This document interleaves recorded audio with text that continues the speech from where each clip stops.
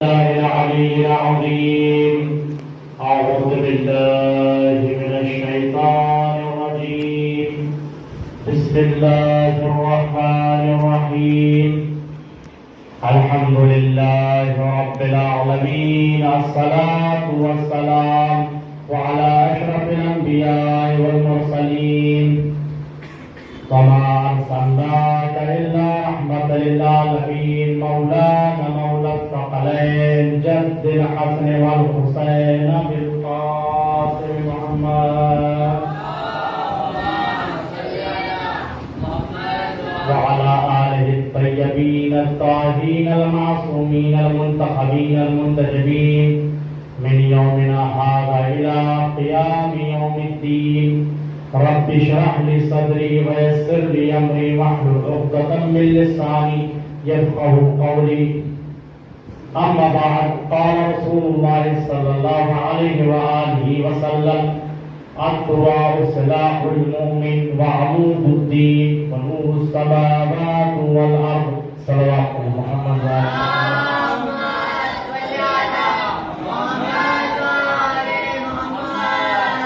قبل اس کے لیے شاید کے ذیل میں کچھ گفتگو کی جائے اور ساری تعریف اس خداوند عالم کے لیے کہ جس نے اس کائنات کو خلق کیا اور خلق کرنے کے بعد انسان کو بھیجا اور انسان سے پہلے ہادی فرحت کا انتظام کیا، جو علیم ہے، حکیم ہے، قادر ہے، قدیر ہے، رازق ہے، رزاق ہے، جس نے انبیاء اور اوصیاء کو بھیجا تاکہ انسان صراط المستقیم پر باقی رہے.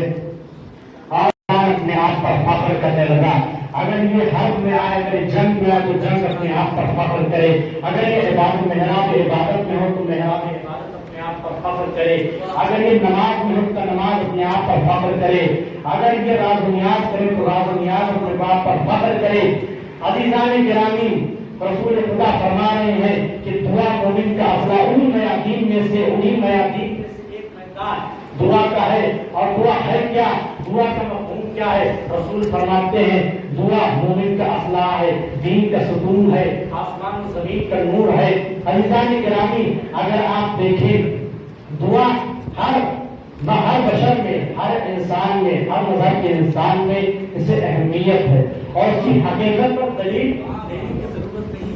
کیوں؟ کہ ایک احساس ہے. احساس سے جو تعلق ہے، مثلا انسان کی خواہش، کوئی بھی خواہش ہو، انسان کا طلب، اس پر دلیل دینے کی ضرورت نہیں کہ یہ انسان میں پائی جاتی ہے. اسی طرح دعا کی ہے، دعا میں دلیل دینے کی ضرورت نہیں کہ انسان میں پائی جاتی ہے. ہر مذہب میں اس کا احترام ہے. ہر مذہب الگ الگ طریقے سے اس میں مانتا ہے، دعا کرتا ہے. جیسے آپ اسلام میں لے لیں، اسلام میں الگ طریقے ہیں، مختلف طریقے ہیں.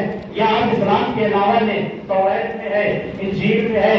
یا آپ اسلام کے علاوہ لیں تو یہودیت بھی ہے، عیسائیت میں بھی ہے، ہندو بھی اس طرح دیگر اپنی عبادت کا دعا مانگتے ہیں. تو اس کی واقعیت پر، اس کی حقیقت پر دلیل دینے کی ضرورت نہیں ہے. ایک احساس ہے.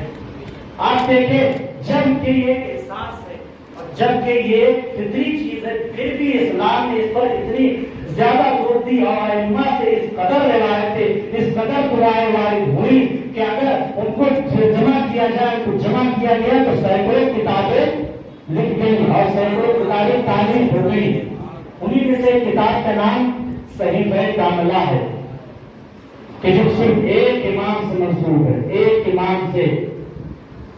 اس کتاب کا نام صحیفہ کاملہ. ہر ایک اس کی کتاب، یہ کتاب کس کی ہے کہ جس کے ایک لفظ، جس کا ایک لفظ علم کے سمندر سے لبریز ہے، جس کا ایک لفظ علم کے سمندر سے لبریز ہے. سمجھو یہ اس کی کتاب ہے، یہ اس کی دعا ہے کہ جس نے قصر شاہی کو متزلزل کر دیا، جس نے باطل کی حکومت کی بنیادیں توڑ دی، جس نے پاپا زنجیر ہو کر بھی آزادی کا درس دیا، جس نے بشریت کو ہونے سے پہلے نجات کا ساحل بنایا، نجات کے ساحل تک پہنچا دیا.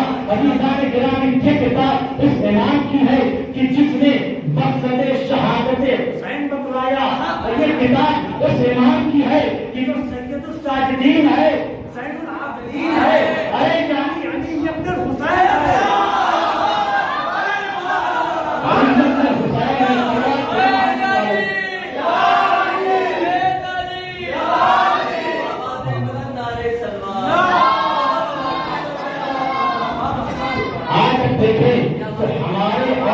امام کے درمیان دعا کی کتنا فرق ہے، ہمارے دعا میں اور امام کی دعا میں کتنا فرق ہے.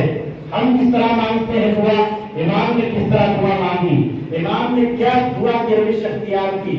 ہم دعا مانگتے ہیں جب کوئی حاجت آئی، جب کوئی طلب آیا، کوئی بھی تو مسلمان آیا، ہاتھ پھیلا دیا، یا اللہ تمہاری حاجت پوری کر دے، ہماری طلب دے دے، پروردگارہ ہماری حاجت پوری کر دے. لیکن جب حاجت مکمل ہوگی، حاجت پوری ہو گئی، طلب پوری ہو گئی، مسلح نے دیکھا اور طاقت دیا. اب ایسا لگتا ہے کہ نہ خدا سے کوئی واسطہ ہے، نہ کوئی جو ہے واسطہ ہے. لیکن اس کے برعکس، اس کے الٹا اگر آپ دیکھیں تو امام نے دعا کا وہ فلسفہ، وہ مقصد اختیار کیا کہ جو ہم اور آپ نہیں جانتے. امام نے کیا اختیار کیا؟ امام نے دعا کا جو فلسفہ اختیار کیا وہ یہ ہے کہ آپ کو محبوب کے درمیان ایک رابطہ اور احساس عظمت ربوبیت اور ذلت عبودیت کا نام دعا. اور دعا کیا ہے؟ دعا آپ کو محبوب کے درمیان ایک رابطے کا نام ہے. نہ یہ کہ صرف بیٹھ کے بس 10 منٹ آپ دیکھے نماز کے بعد دعا بات آئی تو پتا نماز کے بعد دعا مانگنی چاہیے. ہم کتنا مانگتے ہیں؟ میں اپنی بات کرتا ہوں، کتنا مانگتے ہیں؟ نماز کو نہیں اٹھے، سلام پڑھا، چلے گئے، یہ ہمارے یہاں. لیکن امام نے کیا اختیار کیا؟ یہ عظمت ربوبیت اور ذلت عبودیت کا احساس ہے دعا. عزیزان گرامی، اس دعا میں اگر آپ دیکھیں، اس کتاب میں اگر آپ دیکھیں کہ جسے ظہور آل محمد کہا جاتا ہے، جسے ظہور آل محمد کہا جاتا ہے، جس میں اللہ، جس میں امام نے مختلف پہلو بیان کیے اور انسان کو انسان بننے کا طریقہ بتایا کہ انسان کس طرح بنتا ہے. امام نے اس میں اللہ کی کس طرح تنظیم کرنی چاہیے، کس طرح حمد کرنی چاہیے، کس طرح کی صلاح کرنی چاہیے، کس طرح کی تعریف کرنی چاہیے، امام نے یہ بیان کیا. اس کتاب میں امام نے یہ بیان کیا کہ والد کا حق والد پر کیا ہے اور اس طرح انسان کا حق انسان پر کیا ہے، مسلمان کا حق مسلمان پر کیا ہے. اس میں امام نے مختلف پہلوؤں پر توجہ دی اور انسان کو انسان بنانے کا طریقہ بتا دیا. اور اس میں دین کے معارف سمیت دین. اب ایک سوال یہ پیدا ہوتا ہے کہ آخر امام کو یہ روش اختیار کرنے کی ضرورت کیوں تھی کہ انہیں دعا کا سہارا لینا پڑا، دعا کے ذریعے دین پہنچانے پڑا. آپ اگر دیکھیں تو امام کا جو پورا دور ہے وہ ظالم اور جابر حکمرانوں سے بھرا ہوا ہے. یزید جیسا نجس العین، اس کے بعد مروان، اس کے بعد عبد الملک، اس کے بعد ولی، اس طرح کے بادشاہ ہیں. اگر آپ دیکھیں یزید کہ جب امام قید سے چھوٹ کر مدینے آئے تو مدینے والوں کو اپنے اوپر ظلم ہونے والے بیان کیے، جتنا کے اوپر ظلم ہوا تھا وہ بیان کیا امام نے. تو مدینے کے کچھ لوگ شام گئے اور شام جا کر یزید کو نزدیک سے دیکھا تو کیا دیکھا کہ وہ شراب گھوڑی کرتا ہے، نجس العین کتوں سے کھیلتا ہے اور اسی طرح دیگر اس کے بدترین ہے، یعنی سنت رسول کو توڑتا ہے، واجبات کو کوئی پرواہ نہیں کرتا اور گناہ کرتے ہوئے نہ اسے حیا ہے نہ شرم ہے. جب پلٹ کر آئے تو مدینے کے لوگوں نے یہ دریافت کیا وہاں کیا ہوا، کیا پتہ چلا تو انہوں نے پتہ بیان کیا کہ یزید اس طرح اس کھیل کو کرتا ہے اور اس صفت کا حامل ہے. عزیزان گرامی، انہوں نے مدینے والوں نے جب سنا تو عالمی مخالفت بلند کر دی اور جب یزید کو اس چیز کی خبر ہوئی. اب آپ دیکھیں امام نے کیوں دعا کا طریقہ اختیار کیا دین کی تبلیغ کے لیے. امام کی زندگی کس قدر ظالم اور جابر حکمرانوں سے بھری ہوئی ہے. تو جب بیان کیا تو انہوں نے عالمی مخالفت بلند کی. عالمی مخالفت بلند کی تو یزید کو جو اس چیز کی خبر ہوئی، یزید نے اپنے سپہ سالار مسلم بن عقبہ جو بدترین آدمی تھا اس کے ساتھ ایک فوج کو روانہ کیا کہ جا کے مدینے والوں کی اس آواز کو خاموش کرے. جب وہ قریب آیا مدینے کے تو مدینے والوں نے دفاع کا ارادہ کیا. اس نے مدینے میں گھس کر عورتوں کی عزت، عورتوں کی فضلی کی، مال و اسباب کے بچوں کو ذبح کیا، یہاں تک کہ 10,000 آدمیوں کو قتل کر ڈالا، جس میں 700 لوگ حافظان قرآن تھے. اب عزیزو یہاں پر ایک جملہ کہہ دوں کہ آج جو یہ مسلمان پر، جو آج یونانی مسلمان پر لمبی لمبی داڑھی رکھ کر اور لوگوں کو ذبح کرتے ہیں، بچوں کو ذبح کرتے ہیں، لوگوں کا مال و اسباب لوٹتے ہیں، یہ انہیں کی اولادیں ہیں جنہوں نے مدینہ کو اپنے اوپر مباح کر دیا تھا. یہ انہیں کی اولادیں ہیں جنہوں نے مدینے کو اپنے اوپر مباح کر دیا تھا. اچھا، جب یہ واقعہ گزرا اس کے بعد یزید واصل جہنم ہو گیا. اس کے بعد جو عبداللہ بن زبیر جو کئی سال سے خلافت کا سپنا دیکھ رہا تھا، خلافت کا خواب دیکھ رہا تھا، اس نے مکہ، حجاز میں، یمن میں اور عراق میں یہاں اپنی بیعت دے دی، اور ادھر مروان نے اپنی حکومت جمائی جو مجلس العین تھا، جس کے بارے میں مولا نے خبر دی تھی کہ تمہاری نسل سے 4 بیٹے ہوں گے، سارے مطالعے ہو جگہ جگہ سے 3 آیا تھا. اچھا، اس نے اپنی حکومت چلا لی. اب جب وہ کچھ دن بعد وہ بھی موت کے پھندے اور پھنس کر واصل جہنم ہو گیا. اس کا بیٹا عبد الملک آیا، اس نے اپنی حکومت چلائی، اور حکومت چلانے کے بعد مکہ کا حصار کیا اور وہیں پر عبداللہ بن زبیر کو ذبح کر ڈالا، اور اس کو بھی اپنے گرفت میں لے لیا. مکے کو بھی اور اس طرح حجاز، یمن، ان سب کو بھی اپنی گرفت میں لے لیا. اچھا، یہ بھی اپنے آباء و اجداد کی طرح امام پر نگاہ رکھتا تھا. امام کے پیچھے جاسوس لگائے ہوئے تھا، ایک امام کوئی ایسی چیز کرے جس سے میں ان کی توہین کر سکوں اور ان پر تنقید کر سکوں، نعوذ باللہ. تو اس نے جب امام نے ایک بار اپنے آزاد کردہ کنیز سے نکاح کیا تو اسے موقع مل گیا. اس کے جاسوس نے اس سے خبر دی اسے کہ امام سجاد نے آزاد کردہ کنیز سے نکاح کیا ہے. جب اسے خبر ملی تو اس نے امام کے خدمت میں پیش کیا کہ میں نے سنا ہے کہ آپ نے اپنی آزاد کردہ کنیز سے نکاح کر دیا، جبکہ قریش میں اس سے اچھی عجیب و شریف عورتیں موجود جو آپ کے لیے بہتر، پھر بھی آپ نے نہ کیا. یہ مفہوم ہے اس خط کا. اس کے بعد امام نے اس کا جواب لکھا اور کہا کہ مجھے تمہارا ارسال کردہ خط ملا جس میں تم نے مجھ پر میری توہین کرنا چاہیے، حالانکہ تم یہ جانتے ہو کہ رسول کے خاندان سے، اور جب رسول کے خاندان سے ہے تو ہم ہی عین شرافت ہے، ہم ہی شریف ہیں اور ہمارے ہی اندر ہی شرافت ہے. اب ہمیں کسی شریف سے لگ کر شرافت ان کی نسبت پانے کی ضرورت نہیں ہے.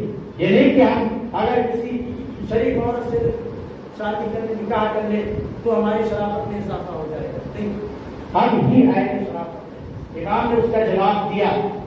اسی طرح اس کے بعد آپ دیکھیں تو یہ امام کی زندگی ہے کہ کیوں امام نے دعا کی روش اختیار کی. اچھا، اس کے بعد اس کا بیٹا ولید بن ملک جو ہے، میں چاہتا ہوں کہ آپ جان لیں کہ کیوں صحیفے سجادیہ کو امام نے اختیار کی، کیوں اس دعا کی روش اختیار کی. اس کے بعد اس کا بیٹا ولید، وہ بھی جب خلافت پائے اس نے تو سب سے پہلے ہی اعلان کیا کہ جو بھی میرے خلاف بغاوت کرے گا اس کی سزا قتل و غارت ہوگی. عزیزان گرامی، اگر آپ دیکھیں تو امام کی زندگی ظالم و جابر کی حکمرانوں سے بھری ہوئی ہے، پھر بھی امام نے کس قدر تبلیغ دین کیا. ایسا لگتا ہے کہ دعا کی روش میں دین و اخلاق پہنچایا یا دین اور اخلاق کی روش میں دعا پہنچایا. نہیں کیا آپ نے، ایسا لگتا ہے کہ دین و اخلاق کی روش میں دعا پہنچائی ہے یا دعا کی روش میں دین و اخلاق پہنچایا. اگر آپ دیکھیں تو بقیہ علماء نے بھی اسی طرح دعا اسی طرح آپ برائے الفاظ کو دیکھ لیں جو معارف الہیہ سے بھری ہوئی ہے، اسی طرح اسے قصہ کو دیکھ لیں جو معارف الہیہ سے بھری ہوئی ہے۔ اب میں اس حدیث کی طرف آپ کو کچھ متوجہ کرتا ہوں اور یہ بیان کرنا چاہتا ہوں کہ اس حدیث میں کون کون سے نکات ائمہ نے بیان کیے، بیوی نے اس کون سے نکات اس حدیث میں بیان کیا اور کس طرح معارف دین ہمیں سکھایا ہے۔ اچھا، متن حدیث قصہ کیا ہے کہ جب رسول کو ذوق محسوس ہوا تو اب یہ دیکھیے کہ دعا میں کس طرح دین پہنچایا جاتا ہے، کس طرح بیوی نے، بی بی زہرا سلام اللہ علیہا نے اس میں دین پہنچایا ہے۔ دیکھیں، جب رسول کو ذوق محسوس ہوا، رسول بی بی زہرا کے گھر پر آئے اور سلام کیا حدیث قصہ کا سب سے پہلا درسی سلام، اور رسول نے سلام کیا اور یہ بیان کیا۔ اسی طرح اگر آپ دیکھیں تو رسول آئے، رسول نے بیوی کو سلام کیا، امام علی امام حسن آئے، امام حسن نے سلام کیا، امام حسین آئے، امام حسین نے سلام کیا، اس کے بعد امام علی آئے، امام علی نے سلام کیا، سب نے سلام کیا اور یہ درس کیا کہ سلام صرف چھوٹوں سے مخصوص نہیں، ہر کسی کو کرنا چاہیے، صرف چھوٹے سے مخصوص نہیں، ہر کسی کو کرنا چاہیے۔ عزیزان گرامی، آپ نے بتایا آج جیسے ہمارے معاشرے میں یہ رائج ہے کہ باپ بیٹی باپ کو سلام کرے، زوجہ شوہر کو سلام کرے، لیکن آپ اگر دیکھیں اس حدیث میں تو باپ نے بیٹی کو سلام کیا اور شوہر نے زوجہ کو سلام کیا۔ رسول کی ایک حدیث ہے کہ سلام کرنا مستحب، جواب دینا واجب، خصوصاً مسلمان کا رسول کی حدیث ہے کہ جواب سلام کرنا مستحب ہے اور جواب دینا واجب ہے۔ اب ہم سے نہ پوچھو کہ ہم انہیں مسلمان کیوں نہ کہتے ہیں جنہوں نے جب رسول اکرم صلی اللہ علیہ وسلم جب بی بی زہرا سلام اللہ علیہا کو انہوں نے سلام کیا اور بیوی نے جواب سلام نہ دیا، تو ہم سے نہ پوچھو کہ ہم نے کیوں سلام نہیں کہتے۔ اچھا، حدیث آگے بڑھی، رسول نے کہا انی اجد فی بدنی ضعفا، میں اپنے بدن میں ضعف محسوس کر رہا ہوں۔ رسول نے کہا بدنی، میں اپنے بدن میں ضعف محسوس کر رہا ہوں۔ دوسرا درس عقائد کا، عقیدے سے درس، میں اپنے بدن میں ضعف محسوس کر رہا ہوں۔ بدن کیا ہے؟ بدن کہتے ہیں سر سے نچلے حصے کو، جسم کہتے ہیں پورے جسم، پورے جو سر کو ملا کے پورے حصے کو کہتے ہیں۔ رسول نے بدن کہا اور یہاں پر ضعف کا لفظ استعمال کیا ہے، بیماری نہیں کا، صاف نہیں کا، ذاتی بیماری۔ اسے بتانا چاہ رہے ہیں کہ اگر رسول کو ضعف بھی ہو تو صرف بدن تک ہوتا ہے، وہ آپ میں بات بتانا چاہ رہا ہوں، متوجہ رہیے گا۔ رسول بتانا یہ چاہ رہے ہیں کہ اگر نبی کو ذوق بھی ہو تو صرف بدن تک رہتا ہے، عقل پر نہیں آتا۔ رسول اس سے بتانا یہ چاہ رہے ہیں کہ جو بھی اب رسول پر ہذیان کی تہمت لگائے وہ ہذیان میں کہا ہوا ہے،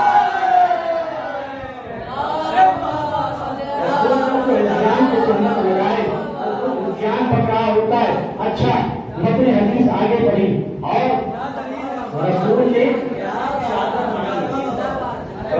چادر مانگی، کہا کہ اپنی چادر دے دو۔ یہ چادر تھی کیسی؟ ایک مختصر واقعہ، بہت ہی مختصر ہے، ایک چادر کیسی تھی اور اس کی فضیلت کیا تھی اور اس کا شفا کیا تھی، کیوں اسے رسول نے طلب کیا؟ عزیزان گرامی، اگر آپ دیکھیں تو رسول نے وہ چادر مانگی۔ ایک مرتبہ علمائے کائنات نے وہ چادر جب نہیں تھی اسے ایک یہودی کے ہاتھ فروخت کیا، کسی سبب فروخت کیا، تو اس یہودی نے آپ کو اس چادر کو لے جا کر ایک تاخ پر دیا، اور شام کو اس کی زوجہ رات میں جب اٹھی تو اس نے دیکھا کہ اس تاق سے نور نکل رہا ہے. اس نے حیران پریشان ہو کر اپنے شوہر کو جگایا اور شوہر کو جگانے کے بعد کہا کہ دیکھو کتنی بابرکت چادر ہے کہ جس سے نور نکل رہا ہے. ابھی وہ جب اس نے دیکھا تو اس نے لوگوں کو جمع کیا اور دعوت دی, اس چادر کو دکھایا اور اس چادر کی برکت سے 80 یہودی مسلمان ہو گئے. اب میں جملہ کہہ دوں کہ جس کی چادر اتنی بابرکت ہو کہ 80 لوگوں کو مسلمان کر دے, اس کا وجود کتنا بابرکت ہوگا, اس کا وجود کتنا بابرکت ہوگا کہ جس کی چادر 80 لوگوں کو مسلمان کر دے. اچھا متن حدیث آگے بڑھی. رسول بیوی کہتی ہے کہ میں نے دیکھا کہ رسول کا چہرہ نور کی طرح چمک رہا تھا. نور کی طرح کیوں نہ چمکے جو عین نور ہے, کیوں نہ چمکے جو نور کا پیکر ہے, کیوں نہ چمکے کہ خود قرآن میں اللہ کہہ رہا ہے قد جاءکم من اللہ نور کتاب مبین, بتائی اللہ کی طرف سے نور اور کتاب مبین آیا ہے. نور سے مراد رسول ہے, کیوں نہ اس کا چہرہ چمکے. اچھا دوسری جگہ پہ اور اللہ کہتا ہے نور علی نور, نور پر نور, نور پر نور. آخر اس آیت کی تفسیر کیا ہے؟ آپ نے کہیں نور پر نور دیکھا ہے؟ نور کے اوپر نور کہیں نہیں ہوتا. حدیث میں ہے, امام فرماتے ہیں, امام جعفر صادق فرماتے ہیں, اس سے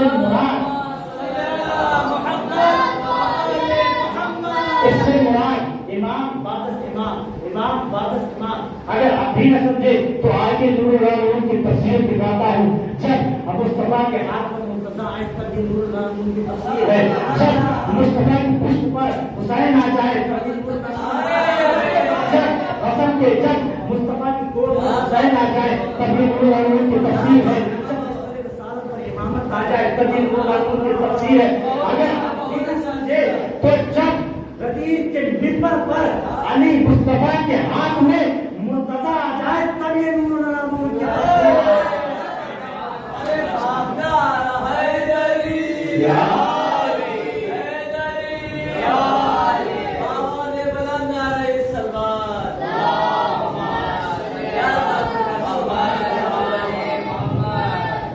اچھا متن حدیث آگے بڑھی اور امام حسن آئے.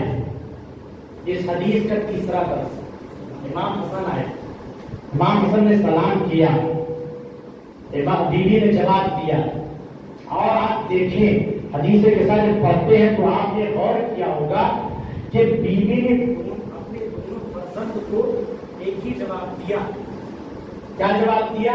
یا قرۃ عینی و ثمرۃ فؤادی, اے میرے آنکھوں کی ٹھنڈک اور مل کے میرے دل کے سکون. یہ دیکھے جو ہے میرے یہ لفظ ہے ثمرۃ فؤادی, میرے دل کے میوے.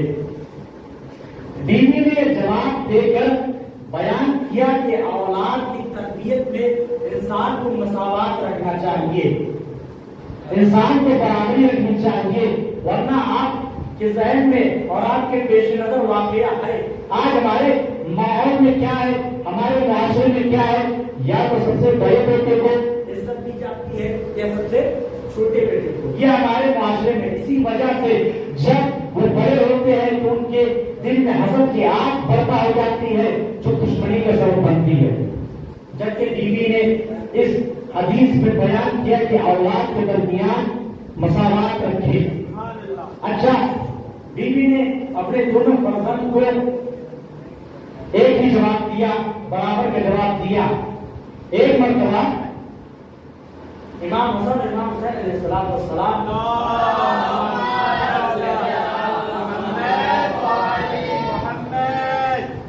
نے ایک مقابلہ کیا اور رسول کے پاس آئے کہ یا رسول اللہ, اے نانا ہم نے ایک مقابلہ کیا ہے تو آپ بتائیے کہ ہم میں کون زیادہ فضیلت والا ہے, کون زیادہ برتر ہے. رسول نے کہا کہ تمہارے لیے یہ چیز ٹھیک نہیں کہ اپنے مقابلہ کرو کے درمیان, ایک کام کرو, مقابلہ کشتی کیا تھا.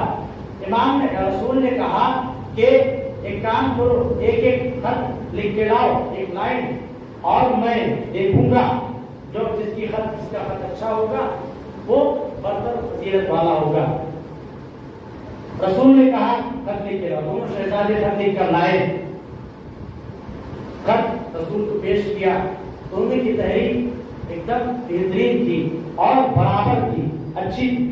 رسول نہیں چاہتے تھے, رسول نے کہا دونوں کی تحریر اچھی ہے. رسول نہیں چاہتے تھے کہ دونوں شہزادوں میں سے کسی ایک کا دل ٹوٹ جائے. رسول نے کہا کہ جا کے اپنے بابا علی سے پوچھو کہ کس کی تحریر اچھی ہے.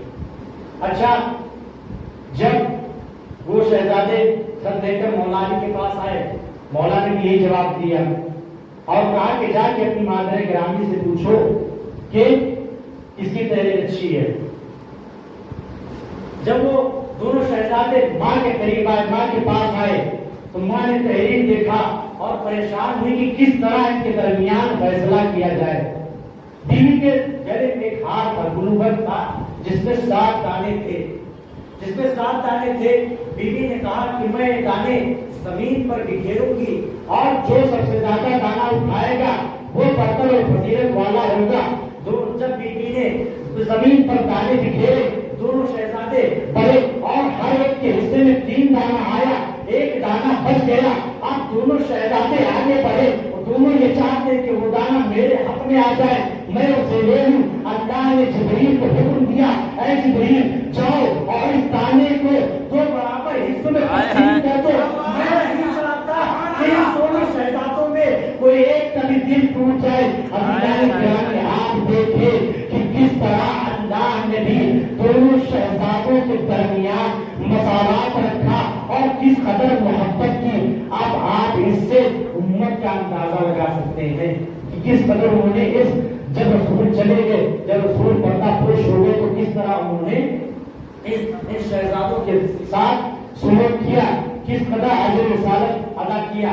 اچھا, رسول حدیث آگے بڑھی.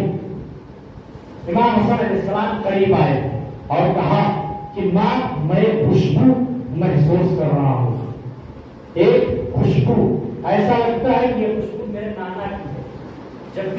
جبکہ امام نے رسول کو دیکھا نہیں تھا کہ رسول گھر میں تشریف ہے رکھے ہیں, جبکہ دیکھا نہیں تھا. پھر کیوں کہا اس لیے کہ اس وجہ سے آپ دیکھیں. اب اگر آپ دیکھیں تو جو بھی معصوم آیا, امام حسن آئے ان کو بھی خوشبو رسالت محسوس ہوئی, امام حسین آئے ان کو بھی خوشبو رسالت محسوس ہوئی, امام علی آئے ان کو بھی خوشبو رسالت محسوس ہوئی. کیوں محسوس ہوئی؟ اس کی وجہ یہ ہے کہ خوشبو رسالت کو محسوس کرنے کے لیے مقام عصمت کی ضرورت ہوتی ہے. اگر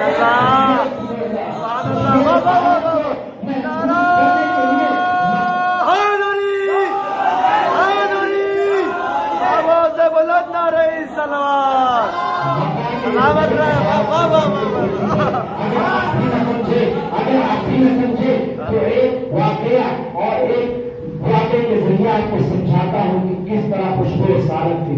اچھا, اس سے پہلے آپ کو بتا دوں قرآن میں بھی ہے یہ چیز کہ جب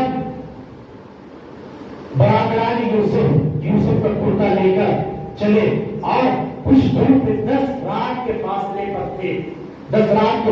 پر تھے, امام جعفر صادق سے منقول ہے کہ 10 رات کے فاصلے پر تھے اور یعقوب کو یہ خوشبو محسوس ہوئی, جبکہ برادران یوسف کو یہ خوشبو محسوس نہ ہوئی. کیوں؟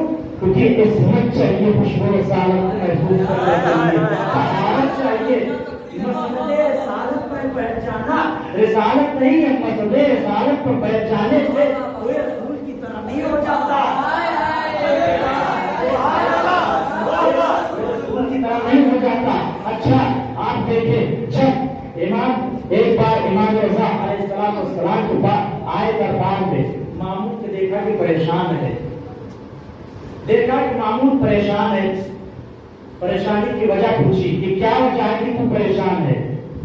کہا کہ دروازے پر ایک شخص آیا ہے جو یہ کہہ رہا ہے کہ میرے پاس 7 بال ہیں جو رسول اکرم صلی اللہ علیہ وسلم کے ہیں, تو مجھے آپ ان کی زیارت کیجیے اور مجھے انعام و اکرام سے نوازیے. تو اب میں پریشان ہوں کہ اگر اسے انعام و اکرام نہ دوں اور رسول کے بعد میری توہین ہوگی, میرے اکرام کم ہو جائے گا, اور اگر وہ جھوٹ ہو اور میں انعام و زیادہ دے دوں تو میرا مذاق اڑایا جائے گا. تو امام نے کہا کہ بال لے کر لاؤ. پھر بال لے کر آؤ، میں بتاتا ہوں کہ کس کے بال ہیں.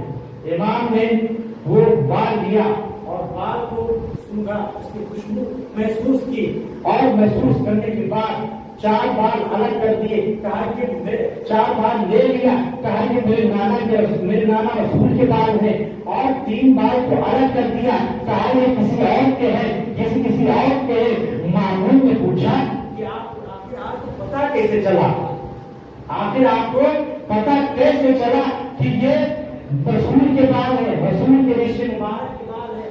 امام نے کہا کہ آگ لے کر آؤ، میں بتاتا ہوں کہ رسول کے بال کون سے ہیں، رسول کے بال کون سے نہیں. امام نے آگ لیا اور بالوں کو آگ میں ڈالا.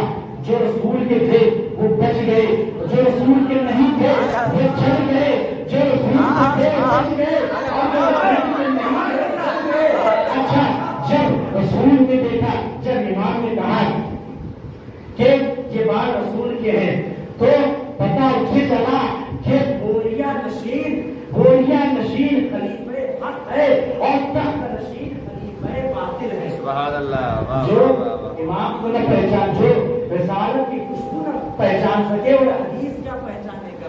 آپ نے سوچے اس حدیث سے کہ جو رسالت رسول کے ریش مبارک کے بال میں پہچان سکتا ہو وہ حدیث کیا بتائے گا؟ اچھا، حدیث آگے بڑھی. امام آئے، امام نے اجازت طلب کی. کیا اجازت ہے کہ میں اندر داخل ہو جاؤں؟ رسول نے اجازت دی. عظیم تو لگا فدخل الحسن تحت الحساب. میں اجازت دیتا ہوں کہ آپ داخل ہو جائیں. رسول نے اجازت دی. اچھا، جتنے ائمہ آئے، یہ چوتھا درس ہے دعا کا اس حدیث کا. آپ دیکھیں تو خود اللہ قرآن میں فرماتا ہے کہ جب کسی کے گھر میں داخل ہو تو اس سے اجازت دے دو تب داخل ہونا. اور ائمہ نے یہ اجازت اس وجہ سے دی تاکہ آگے چل کے کوئی مورخ یہ نہ لکھے کہ اہل بیت اپنی مرضی سے آئے تھے، آیت ان کے شامل حال ہو گئی. اہل بیت اپنی مرضی سے داخل ہوئے تھے اور آیت ان کے شامل حال ہو گئی. نہیں، بلکہ رسول نے انہیں اجازت دی. بلکہ جو کہوں قرآن میں خدا کہتا ہے وما ينطق عن الهوى الا وحی یوحی، وہ رسول کچھ بولتے نہیں مگر یہ کہ جو اللہ بولتا، جو وہی بولتے ہیں، وہی بولتے ہیں، وہی بولتے ہیں، جو وہی بولتی ہے. پتہ یہ چلا کہ اہل بیت کو چادر میں بلانے والا خود اللہ ہے. اللہ کہ جس نے یہ چاہا کہ آیت ان کے شامل حال ہو، آیت ان کے شان میں ہو. اچھا، اجازت طلب کی اور چادر میں داخل ہوئے.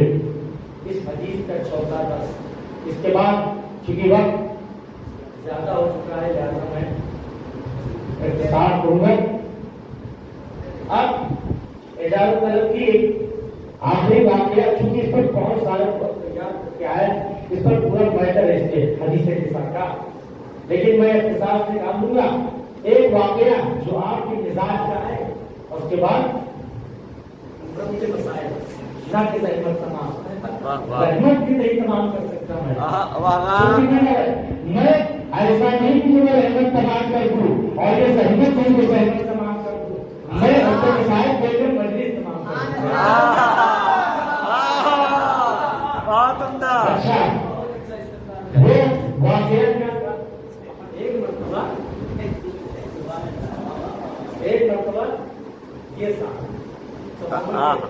یہ صاحب جو ہے مدینے میں گشت کر رہے تھے، دیکھ رہے تھے کہ کون کیا کر رہا ہے.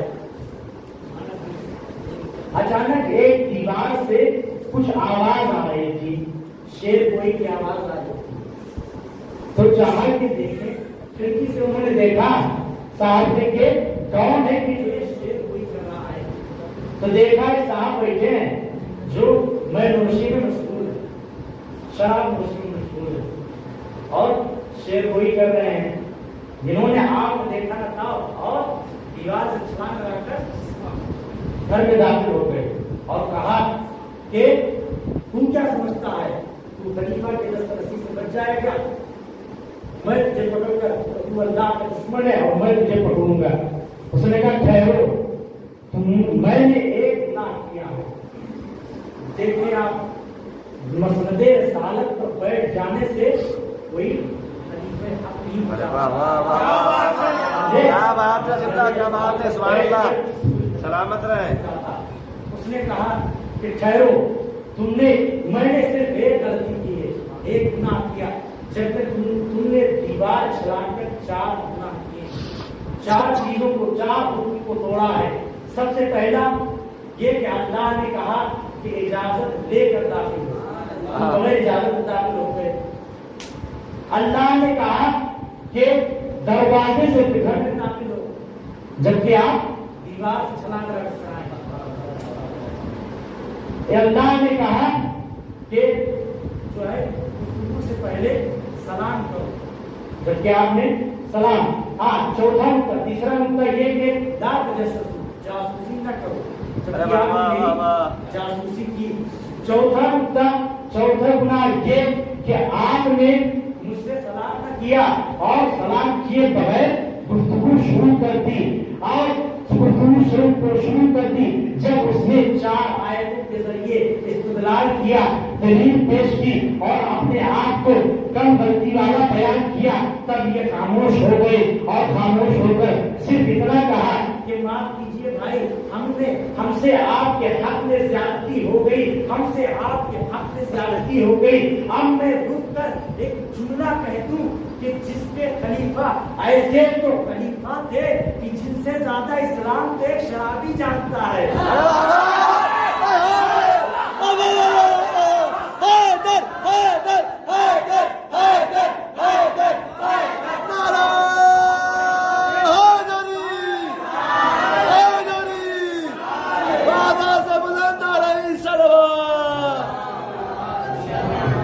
दुश्मने भी फातिमा ज़हरा अलैहिस्सलाम पे लानत। वाह वाह वाह वाह, दुश्मने ज़हरा तक रोज़े क़यामत गुलाम लानत, बेशुमार पर दुश्मने ज़हरा सलामुल्लाह अलैहा लानत, पर गासिबे हक़ के ज़हरा लानत। वाह वाह वाह वाह,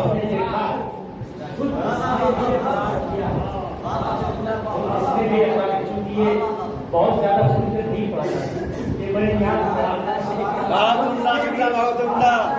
अरे वाह वाह वाह वाह वाह,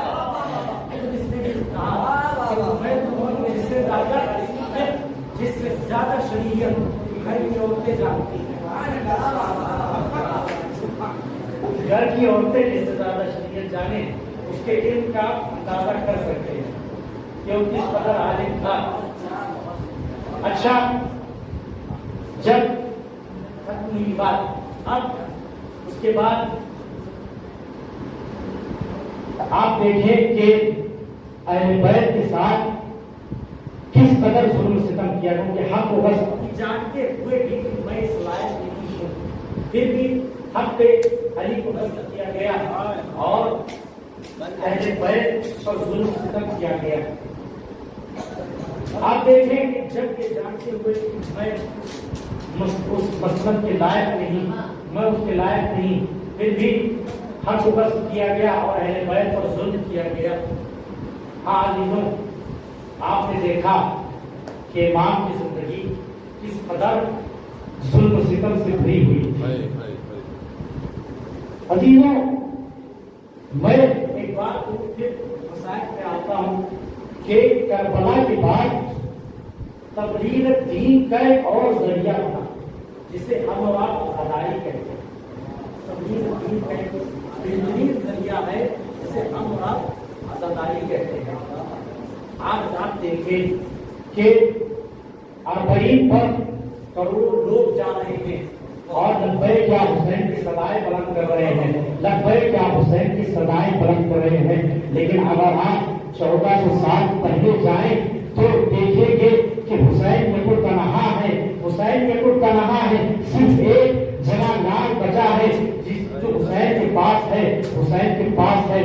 अच्छा, हुसैन को तनहा है, उस जवान बेटे ने कहा اے بابا جب دیکھا اپنی باپ کی غریب بدنی کا احساس کیا اور یہ دیکھا کہ میرا باپ اب قریب ہو چکا ہے اور میرے باپ کا کوئی سہارا دینے والا نہیں، تب اکبر قریب آئے۔ اکبر قریب آنے کے بعد کہتے ہیں اے بابا مجھے اس مقتل میں جانے کی اجازت دے دو، میں چولہا لے لوں پھر مسائل کرتا ہوں۔ یہ مسائل ہی ہے عزیزوں، ایک باپ کی پھر سے پوچھئے کہ جب بیٹا بھی ایسا بیٹا جو اکبر جیسا ہو، اگر وہ مرنے کی اجازت طلب کرے تو اس باپ کے دل پہ کیا گزرے گی؟ اس باپ کے دل پہ کیا گزرے گی جب اکبر جیسا بیٹا مرنے کی اجازت طلب کرے؟ ہاں عزیزوں، اکبر سے اجازت دی، حسین نے اجازت دی، اپنے پارے جگر پر زرہ پہنائی، گھوڑے پر سوار کیا، سوار کرنے کے بعد مقتل کی طرف روانہ کیا اور کہا جاؤ بیٹا خدا حافظ، جاؤ بیٹا خدا حافظ۔ اکبر کو بھیجنے سے پہلے اپنے ہاتھوں کو آسمان کی طرف بلند کیا اور بلند کرنے کے بعد ایک دعا پڑھی، ایک جملہ کہا کہ خدا تباہ رکھنا، میں اس کو اب میدان میں بھیج رہا ہوں جو میرے رسول کے شبیہ ہے، جو رسول کی شبیہ ہے۔ ابھی وقت کیوں اس جملے کو رسول نے کہا، کیوں اس وقت عرب میں قانون تھا کہ شبیہ اصل کی طرح ہوتی ہے، شبیہ اصل کی طرح ہوتی ہے، اس وجہ سے امام نے کہا اور شبیہ کے ساتھ جو توحید کرتا ہے وہ اصل کے ساتھ توحید کرتا ہے۔